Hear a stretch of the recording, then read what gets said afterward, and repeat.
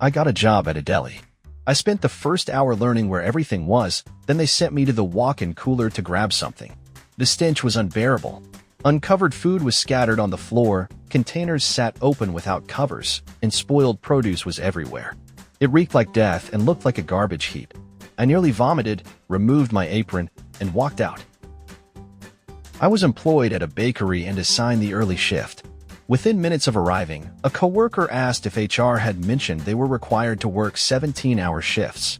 Most workers were single mothers, and one shared her childcare struggles. She desperately wanted to quit but stayed because it was her first job with health coverage. She showed me a large hernia she needed surgery for. The place felt like a jail, so I left at lunchtime and never returned.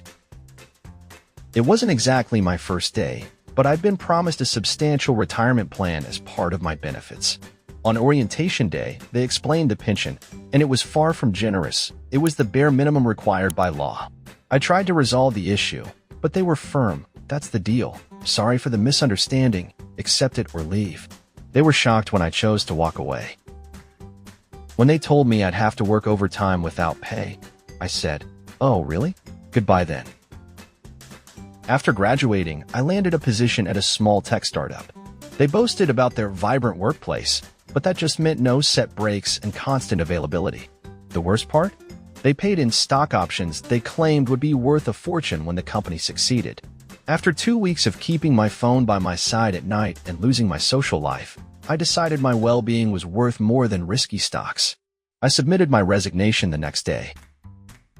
I started a job providing warranty support for computers sold at Best Buy. My first training day lasted 12 hours, with at least half spent driving. I had to use my own vehicle and received no benefits. I didn't return the following day. They said, "Also, we automatically cut 10 hours from everyone's weekly hours on Fridays." I replied, "I have a 40-hour contract, so you expect me to work 10 hours for free?" This was in Austria. They answered, "Yes, everyone does." I handed over my keys and access cards, took the departing sysadmin I was replacing out for coffee, and turned off my phone for a week. On my first day as an assistant to a carpet and tile installer, we'd barely started when the guy lost his temper because I mismeasured a cut.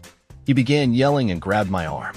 I pulled away, strolled to his work truck, drove it back to the shop, got into my car without speaking, and sped off.